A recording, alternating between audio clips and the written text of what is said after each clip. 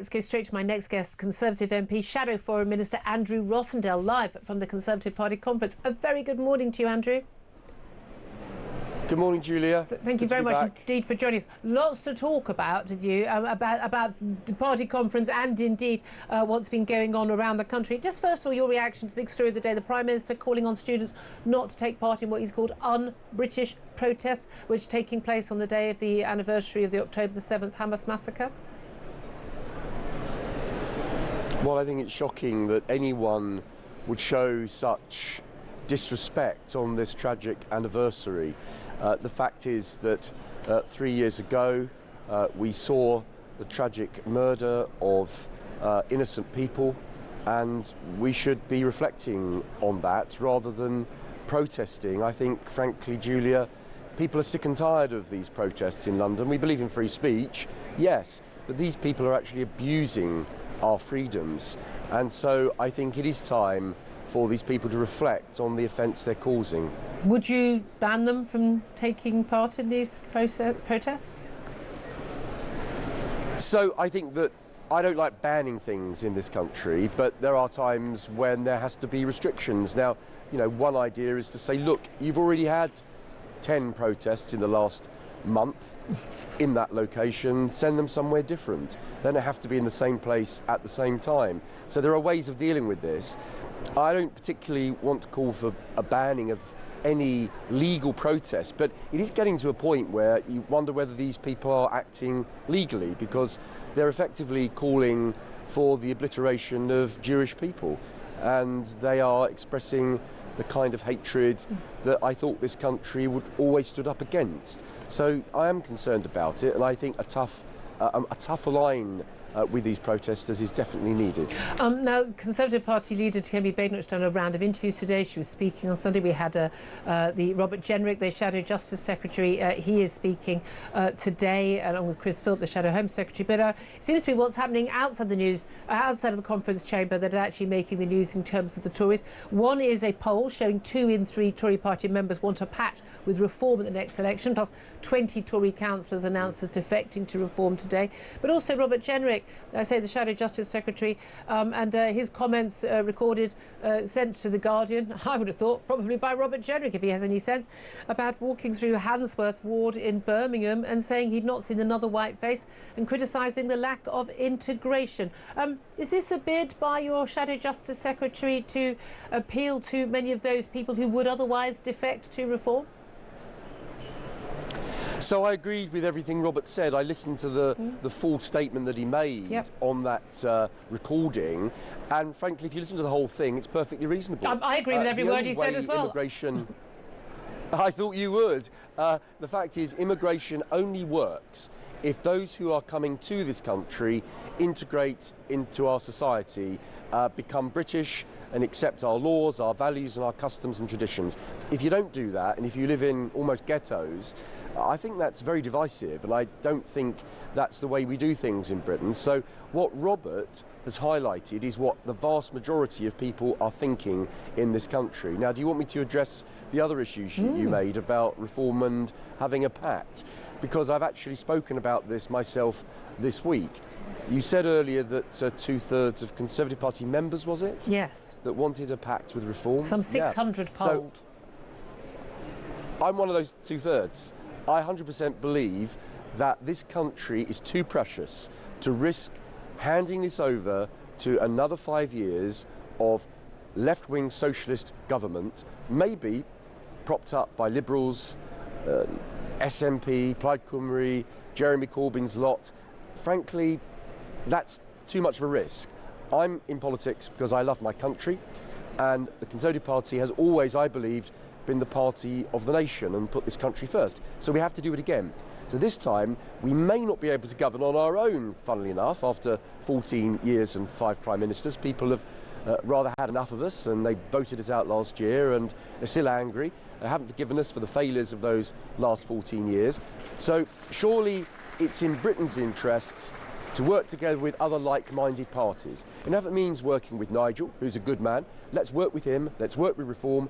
We've almost got common policies now. If you look at what we're saying and what Reform are saying, there's not that much difference. So let's bring it together, let's work out a plan, to rescue our country from the calamity of this socialist government. OK, no, you say that. Reality is there'd be a lot of Tories who would walk away if there was a pact with reform. The Lib Dem side of things, think that Nigel's beyond the pale. And also be an awful lot of reform voters who may have voted Tory in the past and are so disgusted with the failures of your government, the betrayal on immigration and many other issues, that actually they don't believe a word your lot say and they're voting for because they're not Tories. So a Pat could actually say to them, well, I just won't vote at all. So that could actually do more damage. Well, that's why, yes. So that's why the whole thing is complicated, but the political realities of our electoral system is that you have two parties on the right of centre, particularly those that agree on most things. You're going to divide the vote and potentially leave a far left government, give them power again, which is what we all want to see. So are you end. talking about parties standing down candidates? I mean, the way that Nigel Farage did for the Tories in 2019? So if Reform are ahead in a particular seat, the Tories stand down their candidate? Yeah. I'm not coming with a plan. What I'm saying, what I'm asking for is that we shouldn't rule out the possibility of some kind of working together, because I want to see a right of centre government.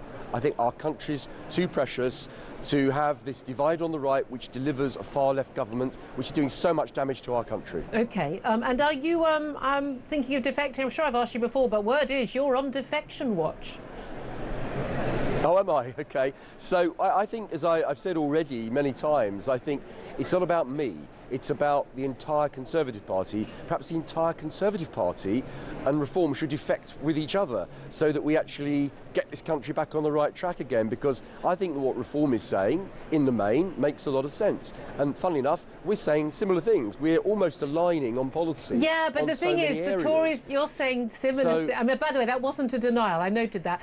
You're saying the Tory party is announcing policies, and I'll think, oh, well, that seems very sensible. But you're doing it sort of a month after Reform have announced a policy. Meanwhile, Labour say that everything Reform says is racist, and then they do a half-hearted version of it. The reality is, Reform are leading the agenda. The Tories and Labour are basically chasing along afterwards, trying to basically understand where, frankly, the British zeitgeist is right now. And if you want the policies that Reform is asking for and pushing and putting on in their next manifesto, why would you vote for the Reform light version in the Tories?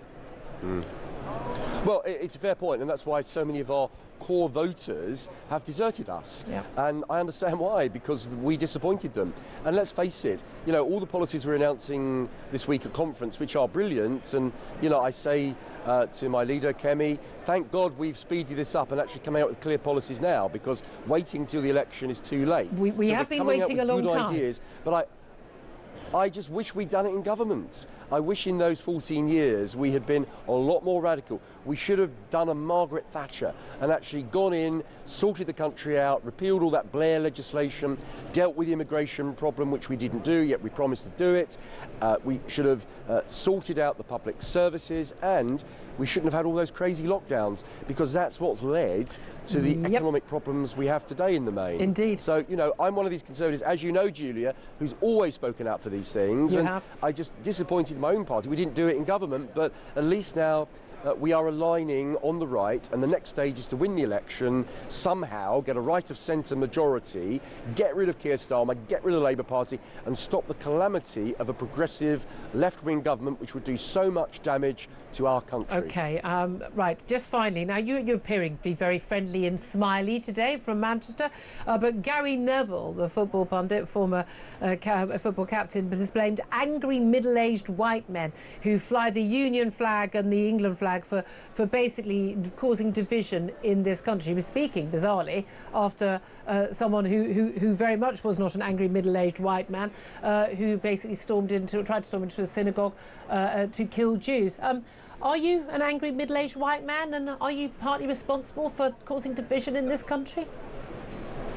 No, absolutely. The people who cause division are the people that don't accept the fact that we live in a magnificent country with a proud heritage, and the Union Jack, the Union flag, represents everybody. It's the people that try to divide us up by denigrating Britain's proud history and by questioning our validity as a nation state. They're the people that have actually divided our society. We should all unite behind being British. We should all unite under one flag, in one country, and stop trying to divide everybody up into different categories. I think this idea of diversity and denigrating our national institutions, and in particularly the Union Jack, I think that's a disgrace. And people that do that should be ashamed.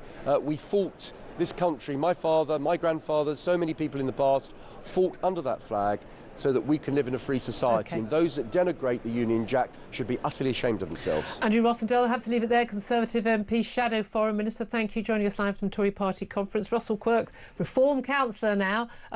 Your gesticulations during that are hilarious in the corner of the studio. He's not going to defect. We didn't quite say he wasn't, but he wants that pact. He definitely didn't deny it. Well, of course he would want the pact, wouldn't he? Because he's they'd be the junior partner. They'd be the Lib Dems in that coalition. I was with Andrew 2 weekends ago at a drinks thing. He is a wonderful... See, they're all in it together. He's a wonderful individual. No, he was at a Reform event. Oh. He was at a Reform event, which he's publicised. I'm not telling you anything that hasn't already been public. Look, he's a lovely guy, and I think he's misplaced in terms of his loyalties. He's trying to fly the battered, tattered Tory flag there, you know, in a kind of last gasp death rattle of the Tories. You think he'll come over to Reform? I think he hopes for a pact. That is not going to happen. Look at my election result. I've taken the Tories from a 60% vote share to my 46% vote share. Yeah. He will lose his seat. How many people voted? Tory councillors, come on. Literally dozens. Literally, I was going to say, because literally, like, you know... 1,700 people, if you don't mind. 1,700 people. But it's indicative, it's a benchmark. Yeah, he is in the next constituency to me. Andrew, unfortunately, is going to lose his seat, and I think it's a shame. But he'd win it if he came over to Reform politics. Yeah, and I think the door's open to him, I suspect. Well, there we are then. Andrew, you've heard the message.